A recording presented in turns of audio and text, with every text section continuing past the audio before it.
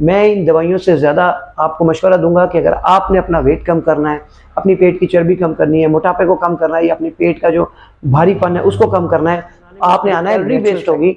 वही calorie waste जो कर रही है वो बॉडी आपके नए एटीपी फॉर्मेशन में, वही बेसिकली आपका वेट लॉस है, या वही बेसिकली आपका प्रोसेस है जिससे आप वेट लॉस कर रहे हैं। तो टेबल स्पून है इसका वो यूज करें और टी बनाएं और बेहतरीन तरीके से एंजॉय करके पिएं और साथ में अपनी चर्बी को भी कम होता हुआ खुद महसूस करें। आप एक्सरसाइज भी करते हैं तो वो भी आपका मैक्सिमम कैलोरी जो है वो रिड्यूस करता है, और कैलोरी जब आपका लूज होगा या आपके ज्यादा कैलोरी बर्न होगी तो फिर आपका वेट रिड्यूस होना यकीनी है। अस्सलाम वालेकुम, मैं डॉक्टर जवाद अफजल कियानी एक और नई वीडियो के साथ आपकी खिदमत में हाजिर। आज की वीडियो उन लोगों के लिए जो कहते हैं जी हमारा वजन नहीं कम होता, पेट की चर्बी नहीं कम होती, हम दवाइयाँ इस्तेमाल करते हैं, हम काम करते हैं। मेरे एक मरीज़ा हैं खातून, एक उनका मुझे मैसेज आया कि जी मैंने बहुत अरसा से कोशिश कर रही हूँ वजन कम करने की, पहला 8 किलो तो बड़ा तेजी से कम हुआ, कम होने के बाद अब ये हो गया है कि मैं खुराक भी छोड़ के बैठी हूँ, एक्सरसाइज भी कर रही हूँ, डाइटिंग की भी बड़ी कॉन्शियस हो गई हूँ, मगर एक मुझे समझ नहीं आ रही कि मेरे वजन ना कम होने की वजह क्या है। और मैं बहुत कोशिश करती हूँ कम हो, मैं मुख्तलिफ दवाइयाँ भी लेना स्टार्ट कर गई हूँ, मगर मेरे जिस्म 8 kg रिड्यूस करने के बाद स्टक हो गया है, मेरा वजन नहीं कम हो रहा। मुझे कोई मशवरा दें। आज की वीडियो उस मेरी मरीज़ा के लिए और उन लोगों के लिए जो वजन कम करने को बहुत मुश्किल समझते हैं या जिनको पेट की चर्बी कम करना बहुत मुश्किल लगता है, उसके हवाले से डिटेल बात करेंगे इंशाल्लाह आज की वीडियो में। हमारे यहाँ जो वज़न कम करने के लिए अप्रोच अप्लाई की जाती है वो बड़ी मुख्तलिफ है कि किस तरह मेटाबॉलिज्म को स्लो किया जा सकता है, कैसे मेटाबॉलिज्म को स्लो करके हम वेट कम कर सकते हैं, इस पे ध्यान दिया जाता है। जबकि दुनिया में ऐसा नहीं है। रिसर्च हमें बताती है कि बॉडी की एनर्जी करेंसी है, इसको हम एटीपी कहते हैं। उस फैक्ट्री का नाम माइटोकॉन्ड्रिया है, जो कि हमारी एटीपी की स्टोरेज फैक्ट्री है, कि वहाँ पे जाके एटीपी स्टोर होते हैं और वहीं से फिर हमें जब जरूरत होती है तो एटीपी जनरेट होते हैं माइटोकॉन्ड्रिया से और हमारी बॉडी में यूटिलाइज होते हैं। सेल के अंदर ये फैक्ट्री जो माइटोकॉन्ड्रिया है, इसके अंदर एक चीज होती है कि कपलिंग होती है और फिर अनकपलिंग होती है। तो जब आप माइटोकॉन्ड्रिया की कपलिंग और अनकपलिंग की बात करते हैं तो हमारे यहाँ वो चीजें जो माइटोकॉन्ड्रियल अनकपलिंग करते हैं, हमें अनकपलिंग क्यों चाहिए? ताकि हमारी एटीपी जो बन रही है वो हमारी स्टोर ना रहे बल्कि वो यूज हो। मगर वो यूज किस चीज में हो? वो यूज ऐसे हो कि हमारी बॉडी में हीट प्रोड्यूस करें और हीट प्रोड्यूस करके वो वेस्ट हो जाए। हमारी बॉडी में जो एनर्जी बन रही है जब वो बॉडी में स्टोर हो जाती है तो फिर जब भी हम कोई काम करेंगे तो एनर्जी तो हमारे पास मौजूद है, फिर हम उस बॉडी की एनर्जी को एक्सेसिव यूज करने के लिए माइटोकॉन्ड्रियल अनकपलिंग के प्रोसीजर पे चाहते हैं कि हम वो दवाइयाँ, वो खुराकें, वो प्रोसीजर्स करते हैं जो कि माइटोकॉन्ड्रियल अनकपलर है, कि उससे हमारी बॉडी के अंदर एनर्जी हीट की फॉर्म में बनती है और वो जाया हो जाती है। जब तक हमारी बॉडी में एनर्जी स्टोर रहेगी हमारा वेट कम नहीं होगा, हमारी वेट में रिडक्शन पॉसिबल नहीं है। तो अपनी उस एनर्जी को हीट कन्वर्ट करके जाया करने के प्रोसीजर को माइटोकॉन्ड्रियल अनकपलिंग कहते हैं। अब माइटोकॉन्ड्रियल अनकपलिंग के लिए हमारे यहाँ पहले बहुत ही ज्यादा यूज की जाने वाली दवाई थी 2,4-डाइनाइट्रोफिनॉल। ये 2,4-DNP 2,4-डाइनाइट्रोफिनॉल एक ऐसी दवाई थी जो कि हम बहुत ज्यादा यूज, मैंने देखा पिछले अरसे में या पहले अरसों में, आज से 20 साल पहले बहुत ज्यादा यूज की जाती थी। वेट रिड्यूस करती है। इसके साथ साथ हमारे यहाँ एस्पिरिन एक माइटोकॉन्ड्रियल अनकपलर है, ये भी अनकपलिंग का काम करती है कि माइटोकॉन्ड्रियल अनकपलिंग करती है। इसकी वजह से energy in the form of heat release होती है और जाया हो जाती है, तो हीट स्टोरेज नहीं होती, एनर्जी स्टोरेज नहीं होती। ये वेट कम करती है, मगर क्योंकि ये वेट कम करना इसका मेन मकसद नहीं है। एस्पिरिन का मेन मकसद और है, ये डाइल्यूशन ऑफ द ब्लड करती है, ब्लड थिनर के तौर पे काम करती है, पेन किलर के तौर पे यूज किया जाता है। मगर इसका सबसे बड़ा नुकसान क्या है कि ये गैस्ट्रिक अल्सर कॉज करती है, आपकी बॉडी में बहुत ज्यादा इरिटेबिलिटी कॉज करती है, आप डिस्कम्फर्ट फील करते हैं, गैस्ट्रिक इश्यूज स्टार्ट हो जाते हैं, बहुत ज़्यादा गैस बनना शुरू हो जाती है। ये वो सारे साइड इफेक्ट्स हैं जो एस्पिरिन से रिलेटेड है। इस वजह से एस्पिरिन को माइटोकॉन्ड्रियल अनकपलर तो कहा जाता है, मगर एज अनकपलर इसको यूज नहीं किया जाता। तीसरे नंबर पर जो दवाई हम बहुत यूज करते हैं वो है निक्लोसामाइड। निक्लोसामाइड यूज करते हैं, और उसके बाद जो एक और चौथे नंबर पर दवाई जो बहुत यूज हो जाती है उसको हम ओजेम्पिक कहते हैं। ओजेम्पिक, निक्लोसामाइड, 2,4-डाइनाइट्रोफिनॉल, एस्पिरिन, ये सारे के सारे माइटोकॉन्ड्रियल अनकपलर हैं, यूज किए जाते हैं। मगर मैं इन दवाइयों से ज़्यादा आपको मशवरा दूंगा कि अगर आपने अपना वेट कम करना है, अपनी पेट की चर्बी कम करनी है, मोटापे को कम करना है या अपनी पेट का जो भारीपन है उसको कम करना है, तो आपने आना है नेचुरल साइड पे। वो चीज़ें हैं, वो खुराकें जो आपको नेचुरली माइटोकॉन्ड्रियल अनकपलिंग का एज देती हैं, उनमें सबसे पहले आती है रेसवेरेट्रॉल। रेसवेरेट्रॉल एक ऐसा सॉल्ट है, एक ऐसा चीज़ है जो आपको जादुई तरीके से आपके वेट को कम करता है, आपकी पेट की चर्बी को कम करता है। रेसवेरेट्रॉल एक पॉलीफिनॉल प्लांट केमिकल है जो कि जादुई तरीके से आपकी पेट की चर्बी को कम करता है और आपके वेट को कम करता है। नेचुरली ये पाई जाती है जनाब अंगूर में, बहुत ज़्यादा पाई जाती है, अंगूर को इस्तेमाल करें ज़्यादा। ब्लूबेरी में पाई जाती है, इसको इस्तेमाल करें। शहतूत में पाई जाती है, शहतूत को इस्तेमाल करें।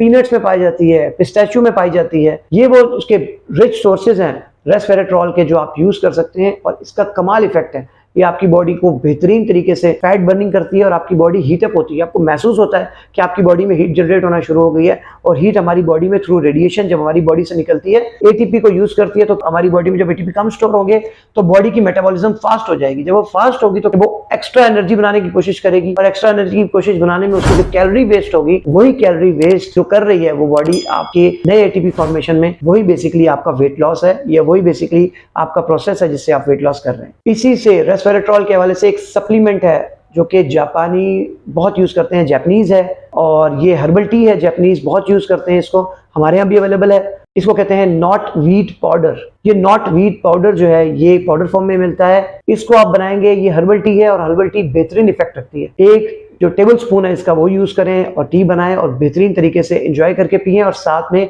अपनी चर्बी को भी कम होता हुआ खुद महसूस करें। पहले नंबर पे बात हो गई हमारे नेचुरल सोर्सेज की, कि हम कह रहे हैं जी नेचुरल सोर्स को कैसे करना है और कैसे वेट रिड्यूस में करना है। दूसरे नंबर पे क्या करना है आपने, हम ग्लूकोज को अपनी एटीपी की सोर्स बनाते हैं। हम मीठी चीजें खाते हैं, हम कहते हैं इससे फौरन एनर्जी मिल जाती है, तो इंस्टेंट सोर्स ऑफ एनर्जी या एटीपी फॉर्मेशन वो हमारे पास ग्लूकोज ही रहता है। मगर जो दूसरी सोर्स जिसका मैं अपनी पिछली कई वीडियोस में जिक्र भी कर चुका हूँ वो है प्रीमियम सोर्स। प्रीमियम सोर्स को हम कहते हैं कीटोन बॉडीज। कीटोन बॉडीज जो है वो बेहतरीन प्रीमियम सोर्स है। ये लॉन्ग लास्टिंग है, ये आपको देर तक एनर्जी प्रोवाइड करते रहते हैं। जब देर तक एनर्जी प्रोवाइड करेंगे तो आपकी बॉडी की जो एनर्जी वेस्टिंग एबिलिटी है वो बढ़ जाएगी। आप जब एनर्जी वेस्ट करेंगे तो बाय मींस ऑफ हीट, तो ये जो है ये फ्यूल आपको प्रिवेंट करेगा, आपको भूख भी नहीं लगेगी, आप और खुराक भी नहीं लेंगे। सो नेचुरली आपकी बॉडी खुराक कम करके अपने आप को खुद ही मेंटेन करेगी, और उस मेंटेन करने में जो वो कैलोरी लॉस करेगी वही वेट लॉस है जो हम करने की कोशिश कर रहे हैं। कीटोन बॉडीज हैं क्या? कीटोन बॉडीज प्रीमियम सोर्स हैं, और ये फैट की बर्निंग से प्रोड्यूस होती हैं। फैट बर्निंग प्रोसीजर से कीटोन बॉडीज फॉर्म होती है। ग्लूकोज की बर्निंग से हमारे पास एटीपी फॉर्म होती है। जो ग्लूकोज है वो बेसिकली हमारे यहाँ ट्राइग्लिसराइड फॉर्मेशन भी करता है, जिसकी वजह से फैटी लिवर भी होता है। मगर जो कीटोन बॉडीज है ये हमारे यहाँ इसलिए बेहतर है कि फैट के कंबशन से या फैट के ब्रेकडाउन से कीटोन बॉडीज फॉर्मेशन होती है, और ये लॉन्ग लास्टिंग हमें प्रोवाइड करती है, एटीपीज भी और एनर्जी भी, और इसी वजह से हमें भूख भी कम लगती है। सो इसीलिए हम कीटो डाइट को, डॉक्टर्स भी हम जो है या न्यूट्रिशनिस्ट या डाइटिशियंस जो है वो कीटो डाइट को प्रेफर करते हैं कि आप कीटो डाइट इस्तेमाल करें, ताकि आपका जो सबस्ट्रेट हो वो कीटोन बॉडीज फॉर्मेशन हो, तो आप अपनी बॉडी को अच्छी तरह वेट रिड्यूस करने के लिए तैयार भी कर सकें, और आपका वेट जल्द से ज्यादा रिड्यूस होता है। तीसरे नंबर पे है कोल्ड थेरेपी। कोल्ड थेरेपी ये है कि हम ठंडे पानी से नहाएं, या ठंडे पानी में स्विमिंग करें, या ठंडे पानी की ही थेरेपी करें। जब आप ठंडे पानी में नहाने के लिए उतरते हैं या स्विमिंग के लिए आप पूल में जाते हैं और ठंडा पानी होता है, उससे फायदा ये होगा कि आपकी बॉडी का टेम्परेचर है 38 डिग्री सेंटीग्रेड, और जो ठंडा पानी है उसका टेम्परेचर तकरीबन 4 to 8 होगा। जब आप उसमें जाएंगे तो आपकी बॉडी ने अपने आप को बचाना है और 38 डिग्री पे मेंटेन रखना है। उसके लिए वो क्या करे कि मुख्तलिफ प्रोसीजर अप्लाई करना शुरू हो जाएगी। उसकी वजह से हीट ज्यादा बर्न होनी शुरू हो जाएगी। जब आपकी एटीपीज बर्न होना शुरू हो जाएंगे, बॉडी हीट बनानी शुरू कर देगी ताकि अपने आप को 38 डिग्री पे ही स्टेबल रख सके। इस प्रोसीजर में बहुत सारी कैलोरीज जो है वो लॉस होंगी। अभी मैं सिर्फ ये बता रहा हूँ कि आप स्विमिंग पूल में ठंडे पानी में ही कोल्ड थेरेपी लें। अगर उसके साथ अगर आप कोई एक्सरसाइज करते हैं उस पोजीशन में, या ठंडे पानी के साथ काम करते हुए आप एक्सरसाइज भी करते हैं, तो वो भी आपका मैक्सिमम कैलोरी जो है वो रिड्यूस करता है। और कैलोरी जब आपका लूज होगा या आपके ज्यादा कैलोरी बर्न होगी तो फिर आपका वेट रिड्यूस होना यकीनी है। चौथे नंबर पे हमेशा की तरह एक्सरसाइज, वो एक्सरसाइज करें जिसमें आपका वेट हो, वेट इस्तेमाल करें, वेट को उठाने वाली चीजें, डंबल्स को यूज करें, अपनी बॉडी में वो चीजें इस्तेमाल करें, वो एक्सरसाइज इस्तेमाल करें जो आपकी बॉडी बर्दाश्त कर सके। मैंने पिछली वीडियो में भी बताया था कि कुछ लोगों का वजन 130 किलो है। अगर आप उन्हें कहें कि वो भागना शुरू हो जाए तो वो दौड़ नहीं सकेंगे। और अगर आप इसी तरह किसी 70, 80, 90 केजी वाले बंदे को कहे जी आप सिर्फ वॉक करें, तो वॉक उसके लिए मेन स्टे नहीं है। उसका मेन स्टे है रनिंग या जॉगिंग। इसी तरह जो वेट ज्यादा वाला बंदा है जिसका 120 केजी से ऊपर है, वो शुरू में इनिशियली वॉक करे और फिर थोड़ी वॉक को तेज करे, ब्रिस्क वॉक करे, then go to jogging and then running. तो ये स्टेप वाइज करना है। कोशिश करनी है कि आप लोग जब वेट रिड्यूस करना शुरू करें तो उसको एक प्रोसीजर से करें। खैर जरूरी अपनी बॉडी को मुश्किल में डालने से वेट कम नहीं होता, बल्कि उससे आपकी बॉडी में क्रैम्प्स पड़ सकते हैं, आपकी बॉडी में आपका जो वर्टिब्रल कॉलम है उसमें डिफेक्ट्स आ सकते हैं, आपकी जो वर्टिब्री है उनमें स्पेस आ सकता है, स्पेस रिड्यूस हो सकता है, बढ़ सकता है। ये सारी चीजें ध्यान में रखते हुए एक्सरसाइज करें और कोशिश करें वो एक्सरसाइज जो आपको बॉडी को सूट करे वो करें। मेरी वीडियो इस आई बटन में उसका लिंक मौजूद है। सोलियस पुशअप्स, सोलियस पुशअप्स बहुत जबरदस्त चीज है। कहीं भी बैठे हुए, किसी जगह बैठे हुए भी आप कर सकते हैं। ये एक बहुत अच्छी एक्सरसाइज है सोलियस पुशअप।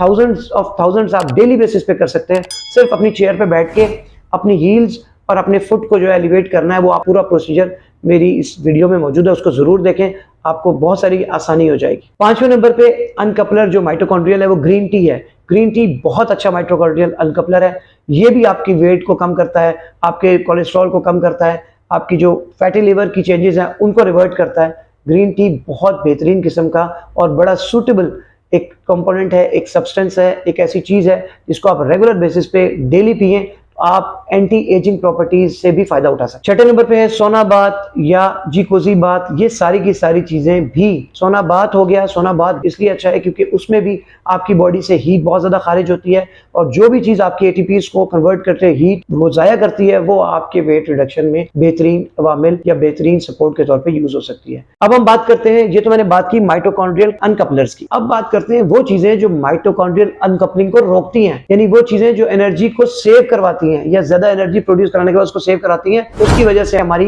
बॉडी वेट बढ़ना शुरू हो जाता है, ओबेसिटी आ जाती है, लिवर में चर्बी आ जाती है, फैटी लिवर हो जाता है, बहुत सारी चीजें, मेटाबॉलिक सिंड्रोम की तरफ हम चले जाते हैं। वो है आपका एक्स्ट्रा डाइट, एक्स्ट्रा कैलोरी, मीठा खाना, मीठी चीजें इस्तेमाल करना, pasta, pizza, burger, Cola drinks, ये सारी चीजें माइटोकॉन्ड्रियल अनकपलिंग को रोकती हैं, यानी आपके यहाँ बॉडी में ज्यादा एटीपी स्टोर होना शुरू हो जाता है। दूसरे नंबर पे एजिंग, वक्त के साथ साथ जैसे जैसे एजिंग बढ़ती है तो जो माइटोकॉन्ड्रियल अनकपलिंग है इसमें डिफेक्ट आना शुरू हो जाता है और आपकी बॉडी एटीपी ज्यादा स्टोर करना शुरू होती है। आपकी बॉडी हीट बना के उसको जाया नहीं करती बल्कि वो ज्यादा स्टोरेज करना लग जाती है, जिसकी वजह से आपका वजन, आपका जिस्म जो है वो थोड़ा फूलना शुरू होता है, फिर आप ओबेसिटी की तरफ चले जाते हैं। तीसरे नंबर पे सेडेंटरी लाइफस्टाइल, वो लाइफस्टाइल जैसा कि आप बैठे ऑफिस में काम कर रहे हैं, कोई एक्सरसाइज नहीं है, कुछ भी नहीं है, चलना फिरना भी कम है, घर गए, सो गए, बेड पे लेट के ही खाना खा रहे हैं, खुराक वहीं चल रही है, हर चीज वहीं हो रही है, ये सारी चीजें माइटोकॉन्ड्रियल अनकपलिंग को प्रिवेंट करती है। चौथे नंबर पे मेडिसिन हैं, स्टैटिन्स हैं, बीटा ब्लॉकर्स हैं, मेटफॉर्मिन है और एंटीबायोटिक्स का ज्यादा लॉन्ग टर्म यूज भी कई दफा माइटोकॉन्ड्रियल अनकपलिंग को प्रिवेंट करता है